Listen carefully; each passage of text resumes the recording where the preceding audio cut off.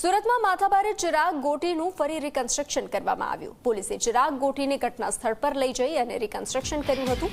SOG પોલીસે 2 દિવસ પહેલા જ ચિરાગનું રિકન્સ્ટ્રક્શન કર્યું હતું। સિંગણપુરમાં ફરિયાદ થયા બાદ વધુ ફરિયાદી સામે આવ્યા હતા। સિંગણપુર સરથાણા ચોક બજાર કતારગામમાં ફરિયાદ થઈ હતી। સરથાણામાં ચિરાગ ગોટી વિરુદ્ધ ખંડણીની ફરિયાદ નોંધાઈ છે। ટ્રાવેલ્સના માલિક પાસેથી બંદૂકની અણીએ 18 લાખ પડાવ્યાનો આરોપ લાગ્યો છે।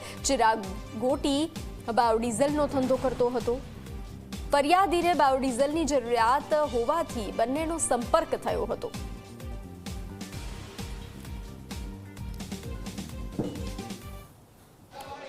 માથાભારે ચિરાગ ગોટીનું ફરી ઘટનાનું રિકન્સ્ટ્રક્શન કરવામાં આવી રહ્યું છે।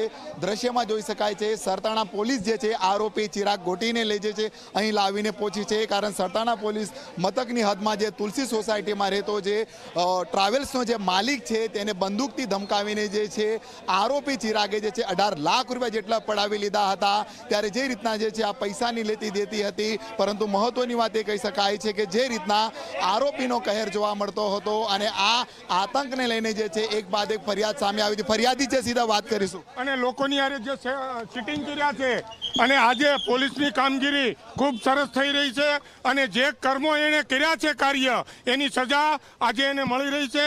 એટલે હું પોલીસ અને આજના અર્થતંત્રને ખૂબ ખૂબ આભાર માનું છું કે એને એની સજા મળી।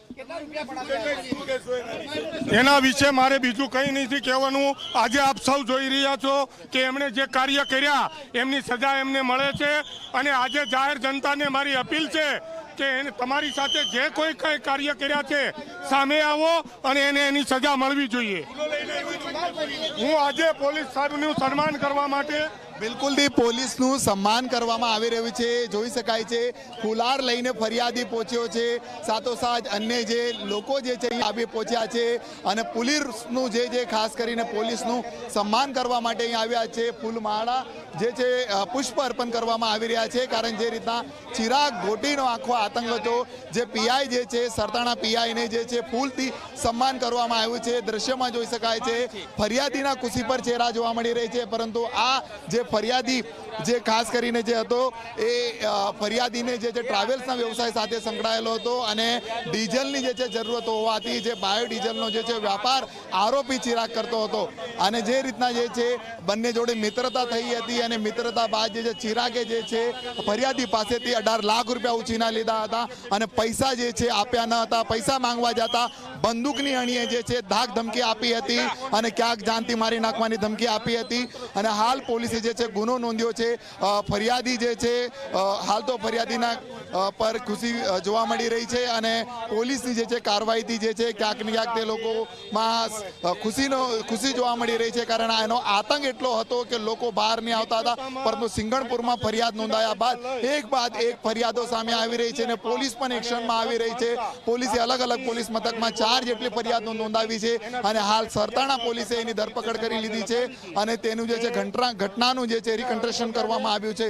હાલ જોઈ શકાય છે કે પોલીસ જે છે અહીં તુલસી સોસાયટી જે છે ખાસ કરીને ત્યાં ફરિયાદીની ભરતભાઈ જણાવજો કઈ રીતના ખુશ છો તમે આ ફરિયાદ? 18,75,000 રૂપિયાની ચિરાગભાઈ ગોટીની સામે ફરિયાદ છે અને યુવરાજની સામે યુવરાજ જાદવ જેમને 1 લાખ રૂપિયા ઉછીના પેટે મારી પાસેથી જે લીધા હતા એ પણ એણે પરત નથી કર્યા, એમને વિરુદ્ધ પણ મેં ફરિયાદ કરી છે અને ચિરાગ ગોટી વિરુદ્ધ પણ મેં ફરિયાદ કરેલી છે। તમારે અત્યાર સુધીમાં ચિરાગ ગોટી સિવાય બીજા કેટલા સમય તેની સાથે આ પ્રકારની ટોળકીમાં સક્રિય હોય એવું તમને લાગે છે?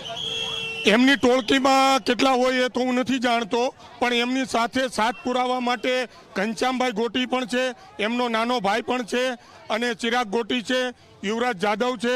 આ ચારેયની મોટી ગેંગ ચાલે છે અને લોકોને વિશ્વાસમાં લઈ અને સિટિંગ કરે છે અને આજે એની સજા એ ભોગવે છે। આજે ચારે વ્યક્તિઓમાંથી કોઈનો તમારા પર ફોન આવ્યો હતો ત્યારે પણ? જ્યારે સંબંધ સારા હતા ત્યારે એકબીજાને ફોન અવારનવાર આવતા જ હતા, પણ જ્યારે પણ એમણે આ સિટિંગ કર્યું ત્યાર પછી એક પણ કોલ મને નથી આવ્યો। મેં 3-4 વાર ઉઘરાણી કરી ત્યાર પછી મારી ઘીરે 7-7:30 વાગે ઇનોવા કાર લઈને જ્યારે આવ્યા ત્યારે પીધેલી હાલતમાં આવેલા હતા। જ્યારે ચિરાગ ગોટી, એમના નાનો ભાઈ અને યુવરાજ આ ત્રણેય આવ્યા હતા અને બંદૂકની અણીએ મને દબાવ્યો હતો અને મારા ઘરની અંદર જ અને ત્યાર પછી આપણે ધંધાકીય માણસ છીએ, ફરિયાદ કરી નથી. આજે આ તંત્ર જાગ્યું છે અને એમની વિરુદ્ધ ફરિયાદો જે આવે છે એટલા માટે મેં પણ હિંમત કરી અને ફરિયાદ કરેલ છે. આજે વરઘોડો કાઢવામાં આવ્યો ત્યારબાદ આ ફરિયાદ નોંધાવી તમે? નહીં, તે પહેલાં મેં ફરિયાદ કરેલી છે અને ત્યાર પછી વરઘોડો કાઢવામાં આવેલ છે. બિલકુલથી જે રીતના ફરિયાદી જે છે, ફરિયાદી જે પોલીસે કાર્યવાહી કરી છે તેને આવકારી છે. ફૂલોથી જે છે પીઆઈનું સ્વાગત કરવામાં આવ્યું છે, પરંતુ એક બાદ એક ફરિયાદને લઈને પોલીસ જે છે એક્શનમાં આવી રહી છે અને ચિરાગ ગોટીને જે છે કાયદાનો પાઠ ભણાવવામાં આવ્યો છે. કારણ જે રીતના વિડીયો વાયરલ થયા હતા, તાલિબાની સજા આપતો હોય તે રીતના અલગ અલગ પોલીસ મથકના જે ફરિયાદી જે છે તે ફરિયાદ નોંધવામાં આવી છે અને હાલ તો જે સમગ્ર મામલે જે છે પોલીસ જે છે એક્શનમાં આવી છે અને આરોપી ચિરાગ ગોટી સહિત તેના સાથીનું જે છે અહીં જે છે ઘટનાનું રિકન્સ્ટ્રક્શન કરવામાં આવ્યું છે. કેમેરામેન વિજય ભૈસાની સાથે પ્રશાંત ડિવરે, જી મીડિયા, સુરત. જ્યારે હું એમની કંપનીમાં જોબ કરતો હતો એ વખતે શ્યામ લુબ્રિકેન્ટ કંપનીમાં મારો ભાઈ મોટા પપ્પાનો છોકરો અલ્પેશ મિયાણી અને ચિરાગ ગોટી બેઉ પાર્ટનર હતા. અલ્પેશ મિયાણીને મને ધંધામાં રાખવો હતો અને ચિરાગ ગોટીને ધંધામાં રાખવો નહોતો મને, એટલે એમણે મને ખોટા આરોપ લગાડીને તે પૈસા ચોરી લીધા છે. એના માટે એણે મને આ રીતના તાલિબાની સજા આપેલી અને એમ કીધેલું કે તે આ પૈસા ચોરી લીધા છે. જે જાણ મેં મારા અલ્પેશભાઈને કરેલી ફોન કરીને કે ભાઈ આ ચિરાગ ગોટી મારી ઉપર આવો આરોપ લગાડે છે, તો એણે મને એમ જણાવેલું કે કાંઈ વાંધો નહીં, તો અત્યારે આપણી હેડ ઓફિસ આવી જજે અને અત્યારે તું શાંતિથી આપણું કામ ચાલુ રાખ. આ રીતના જાણ કરેલી, તો હોવા છતાં ચિરાગ ગોટીએ મને તાલિબાની રીતે મારેલો હતો. નાના માણસો, હજુ એવા નાના માણસો છે કે જે એના ડરથી હજુ બહાર આવતા નથી અને બસ આ એક સપોર્ટ મળેલો છે. હવે જુસ્સો આવશે માણસોને કે હવે આની સામે ફરિયાદ કરવી. તંત્રનો સપોર્ટ છે અમને, હર્ષભાઈ સંઘવીનો સપોર્ટ છે અને હર્ષભાઈ સંઘવી અત્યારે પૂરેપૂરું એક્શન લઈ રહ્યા છે. હાલમાં જે કાર્યવાહી કરવામાં આવી છે પોલીસ, બસ મને શાંતિ છે. જે કાર્યવાહી કરવામાં આવેલી છે એ સાચી ચાલી રહી છે અને રેડી ચાલી રહી છે.